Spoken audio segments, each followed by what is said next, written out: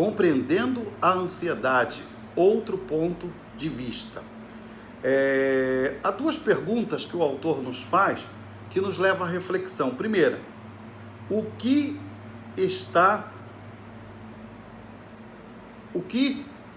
a ansiedade pode nos causar? O que a ansiedade pode nos causar? E o que a Bíblia fala sobre a questão da ansiedade, né? O que a ansiedade pode nos causar e o que a Bíblia fala sobre a ansiedade? Nós vamos então estudar à luz do livro de Filipenses. A Bíblia nos mostra que por trás da ansiedade está a desconfiança na provisão e na direção de Deus. O que é desconfiança na direção e na provisão de Deus? Meus irmãos, isso se chama incredulidade. Incredulidade. Às vezes nós deixamos de lado Deus de lado e buscamos as nossas próprias soluções. Isso é muito interessante. Lembramos, por exemplo, daquela passagem em Marcos capítulo 4, quando Jesus está no barco e houve uma tempestade, e ali estavam os discípulos, e os discípulos estavam ali, o Senhor estava dormindo, Jesus estava dormindo, e eles, então, vem aquela grande tempestade, diz a Bíblia que estava entrando água no barco, os discípulos eram pescadores, estavam acostumados com aquele tipo de situação, mas sabe o que aconteceu, meus irmãos? O que aconteceu é que eles entraram em desespero, e balançaram Jesus e disseram para Jesus: tu não te importas que morramos? Tu não te importa que morramos? Falaram assim para Jesus. Por quê? Porque eles entraram em desespero. Em vez de eles chamarem Jesus para resolver logo o problema da tempestade, não, eles tentaram resolver a tempestade. Então, meus irmãos, muitas das vezes nós sofremos dificuldades porque tentamos resolver os nossos problemas, as nossas dificuldades com as nossas próprias forças, com a nossa própria inteligência. Isso vai gerando ansiedade, medo e angústia. Porque quando nós percebemos que as ondas estão entrando no barco e que nós não temos domínio sobre determinadas tempestades, aí nós entramos em pânico. E foi o que aconteceu com os discípulos. Eles deviam ter procurado Jesus antes do pânico, mas não. Eles esperaram até que o barco estivesse prestes a afundar para que eles procurassem Jesus. Eles tiveram, e nós muitas vezes também temos, uma atitude de desconfiança, uma atitude de incredulidade. E a incredulidade, ela põe em xeque várias coisas na relação com Deus e com a nossa fé. Por exemplo, a incredulidade põe em xeque a bondade de Deus, a incredulidade põe em xeque o poder de Deus, a soberania de Deus, a providência de Deus. Meus amados irmãos, não podemos ser incrédulos. Lá em Hebreus 11:6 diz que sem fé é impossível agradar a Deus, porque é necessário que aquele que se aproxima de Deus creia que Ele existe e que Ele é galardoador daqueles que o buscam. Então, meus amados irmãos, nós podemos ver que muitas vezes nós colocamos a nossa fé em Cristo de lado e tentamos dar uma solução para os nossos problemas. Nós negligenciamos muitas vezes a Deus e aos seus atributos e tentamos usar da nossa inteligência. Paulo deseja que os filipenses considerem isso e ponham em prática a beleza da fé em Cristo, porque a nossa fé em Cristo é extraordinária, meus irmãos. Nós não precisamos ficar em desespero, nós precisamos buscar a Deus e buscar a Deus e buscar a Deus. E até que o Senhor fale conosco diante das lutas, das dificuldades, das enfermidades, nós temos que buscar a Deus. Buscai ao Senhor enquanto se pode achar. Oséias diz: é tempo de buscar ao Senhor até que venha e chova sobre vós chuva de justiça. Então, meus amados irmãos, precisamos buscar ao Senhor no meio das lutas, das tempestades da vida. Se estamos ansiosos, em vez de orarmos, muitas vezes deixamos de orar. Meus amados irmãos, esse é o problema de muitos cristãos. Quando éramos para orar mais, nós abandonamos a oração. E realmente precisamos orar mais nos tempos de tribulação. Precisamos sempre orar muito, mas orar mais. nos tempos de tribulação. Então, os tempos de tribulação trazem medo, o tempo de tribulação traz desespero, o tempo de tribulação traz angústia. Por isso que precisamos estar orando em todo o tempo, com toda a oração e súplica, como diz o apóstolo Paulo em Filipenses, para não entrarmos em desespero, para não pirarmos, para não surtarmos, porque as pressões da vida são muito intensas, são muito difíceis. Tanto a vida é difícil que Jonas chegou à conclusão: é melhor morrer do que viver, porque a vida é difícil.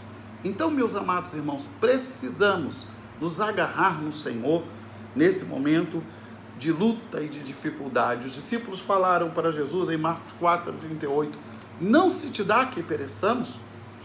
Ah, meus irmãos, Jesus levantou e repreendeu os ventos e o mar, e a Bíblia diz que houve grande bonança, porque eles buscaram a Jesus no meio da tempestade. A incredulidade, ela rouba as nossas forças. Nós perdemos o desejo de orar, nós perdemos o desejo de ler a Bíblia, a pessoa entra em desespero, em colapso, e muitas vezes a pessoa sente até vontade de morrer. É aí justamente que vem a questão da depressão.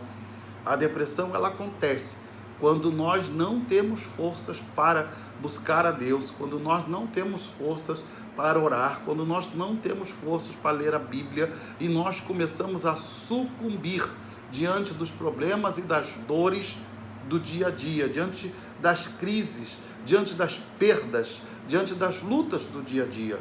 Precisamos buscar a Deus, precisamos buscar ao Senhor, precisamos estar em comunhão com o Senhor. O terceiro ponto da lição diz: as possibilidades de vencer a ansiedade e a depressão. Quais são, meus irmãos, a possibilidade de vencer as ansiedades e a depressão? Devemos orar sempre.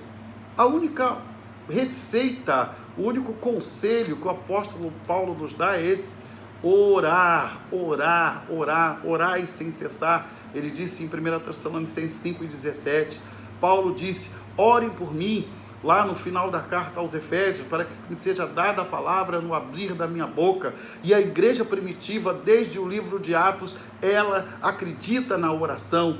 Pedro foi liberto pela oração, e a oração do justo, diz Tiago, pode muito em seus efeitos. Então a arma espiritual que o cristão tem é a arma da oração. A arma que usamos muito pouco. Muitas vezes a nossa arma da oração está cheia de poeira, porque nós deixamos de orar, porque nós deixamos de buscar ao Senhor. Paulo em Filipenses diz que temos que apresentar tudo a Deus em oração, porque quando não fazemos isso, a ansiedade vai nos dominando. E ele não diz apenas pela oração, mas pela oração e súplica. Ou seja, a súplica, ela é um pedido específico a Deus. Não é apenas orar assim: abençoa tudo, abençoa todos, abençoa qualquer um. Não, meus irmãos. Abençoa meu pai, abençoa minha mãe, abençoa a nossa igreja, abençoa a irmã tal, a irmã tal. Então nós fazemos a Deus a súplica, são pedidos específicos que nós fazemos a Deus. E eu creio que eu e você temos muitos pedidos específicos para fazer no contexto da nossa realidade, no contexto da sociedade que hoje está aí, dessa sociedade com medo, com ansiedade, com desespero, e nós temos uma palavra para o povo, que é a palavra de Deus. Veja então, vamos meditar na palavra de Deus. Salmo 62 diz assim no versículo 8: derramai perante o Senhor o vosso coração, Deus é o nosso refúgio. Derrame o seu coração na presença de Deus. Há uma música do grupo Hillsong que ele diz: Senhor, eu quero que a tua presença me derreta. Meus amados irmãos, que coisa linda! Eu quero me derreter na tua presença. Derreta-se na presença do Senhor, meus irmãos. Quebrante-se na presença do Senhor. Derrame o seu coração na presença do Senhor. Fale com o Senhor e Ele vai te responder e você vai vencer a ansiedade. Em 1 Pedro, capítulo 5, versículo 7, diz assim: lançando sobre Jesus, sobre Ele, toda a vossa ansiedade, porque Ele tem cuidado de vós. Eu poderia contextualizar o versículo dizendo, lançando sobre Ele toda a nossa ansiedade, porque Ele tem cuidado de nós.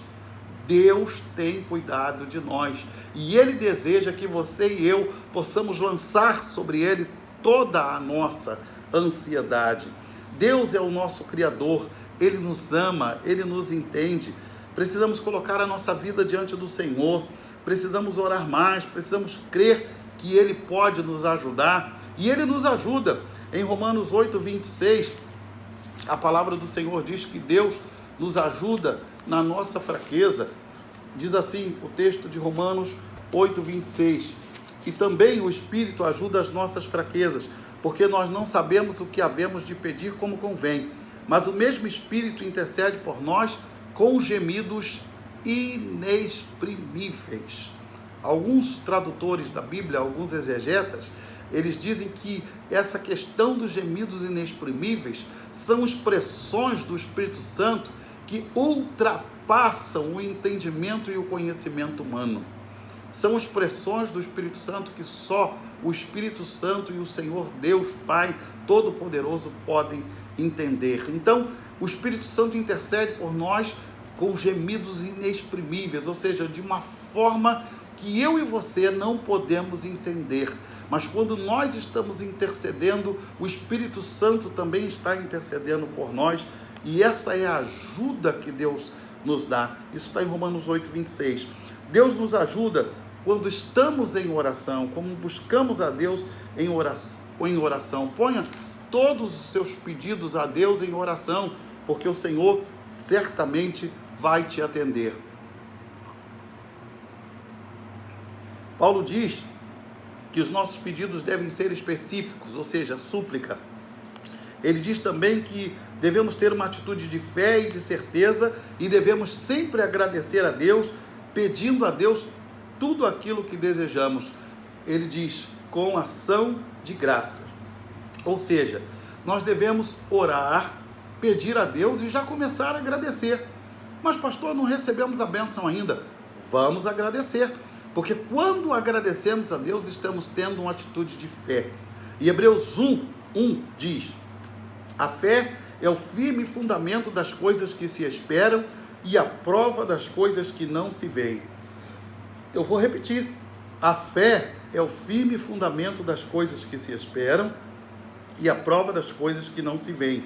A oração com fé é o melhor antídoto para a ansiedade. Quer vencer a ansiedade? Ore. Quando tudo vai mal na nossa vida, quando vem a tristeza, o desânimo, a angústia e às vezes até o desespero, nós muitas vezes não encontramos forças para orar, para ler a Bíblia. Totalmente errado, meu filho. É quando nós devemos orar mais e ler mais a palavra do Senhor, para nos enxertarmos da palavra do Senhor, para que a palavra do Senhor fique impregnada na nossa mente, no nosso coração. Mas não, muitas vezes nós deixamos de ler a Bíblia, deixamos de orar, e a ansiedade vai corroendo a nossa alma. Não é fácil fazer uma oração de gratidão quando tudo vai mal, não é verdade? Mas a gente tem que orar em todo tempo, com toda a oração e súplica, com ação de graças, diz o apóstolo Paulo. Então a gratidão, ela vem de um coração que tem fé em Deus, que tem a fé verdadeira de que Deus vai agir no momento específico. Quantos livramentos Deus nos tem dado, quanta provisão diária Deus nos tem dado, quantas enfermidades Deus nos tem curado, quantas oportunidades de crescimento Deus nos tem dado. Enfim, são muitos os motivos que nós temos para agradecer: o ar que respiramos, o teto em que estamos, né? A comida que comemos, tudo isso é mostra da graça de Deus. Quantas vezes não agradecemos a Deus por tudo quanto Deus faz na nossa vida? E a Bíblia diz que Deus é bom.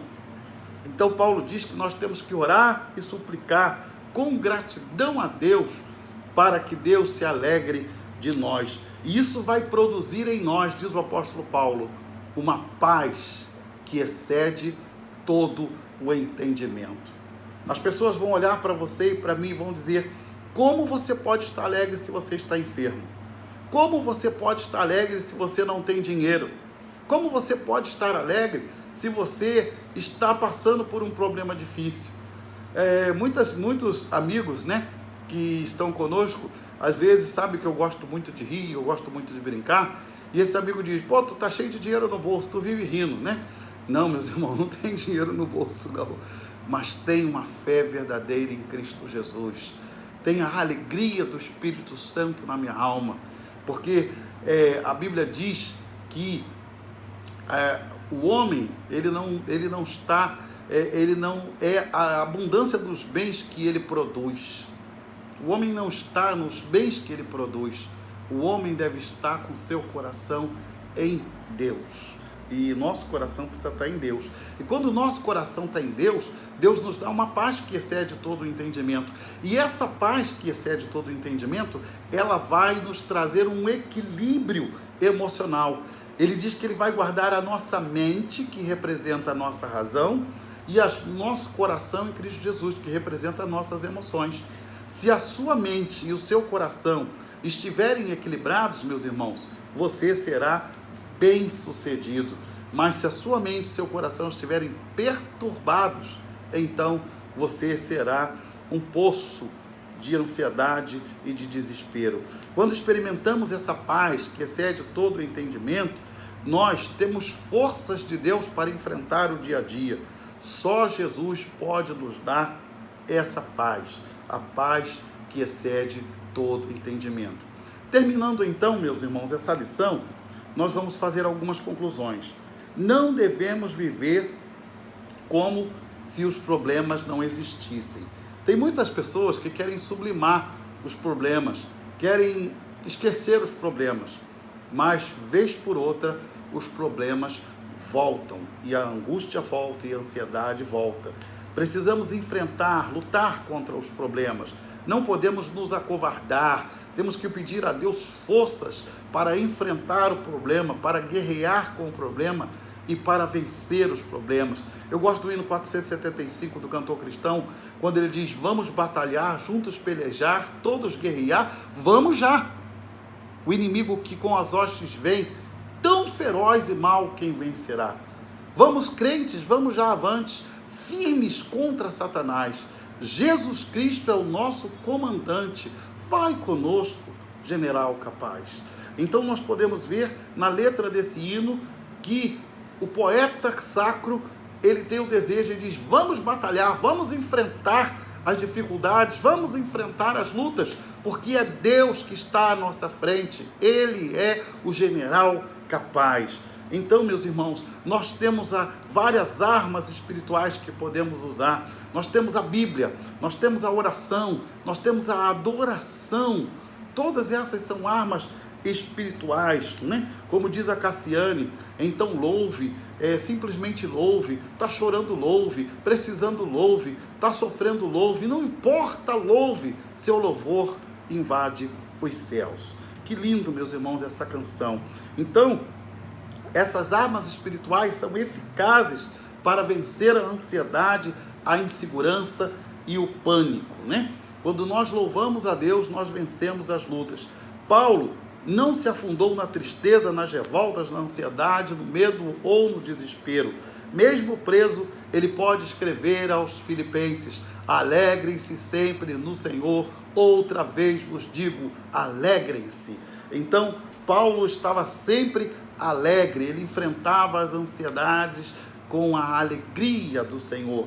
Por isso, Filipenses é reconhecida como a carta da alegria, né? Devemos, como já dissemos antes, como o apóstolo Paulo diz, devemos nos alegrar no Senhor, versículo 4, devemos ser amáveis, né? E fazer a nossa amabilidade pública notória, versículo 5.